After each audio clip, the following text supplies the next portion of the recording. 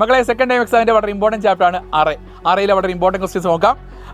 ഇൻഡ് A of 5 = 32, 8, 10, 7, 16 അല്ലേ. ഇവിടെ ഒക്കെ ഇൻഡെക്സ് വാല്യൂ 0, 1, 2, 3, 4 ഇങ്ങനെ പോവുകയാണ് അല്ലേ. അപ്പോൾ CO A of 0 plus A of 0 divide by A of 1 plus A of 2. ഇവിടെ A of 0ൻ്റെ വാല്യൂ എത്രയാണ്? 32 ആണ്.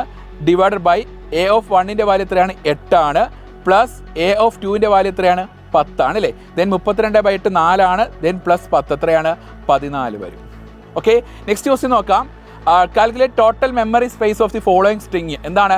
ക്യാർ STR of 10 = ഹലോ. മക്കളെ ഈ സ്ട്രിങ്ങിനകത്ത് ടോട്ടൽ മെമ്മറി വൈസ് എങ്ങനെ കണ്ടുപിടിക്കാം? ഇവിടെ എത്ര നമ്പർ ഓഫ് ക്യാരക്ടേഴ്സ് ഉണ്ട്? 1, 2, 3, 4, 5 ക്യാരക്ടേഴ്സ് നമ്മൾ ടോട്ടൽ നമ്പർ ഉണ്ടല്ലോ.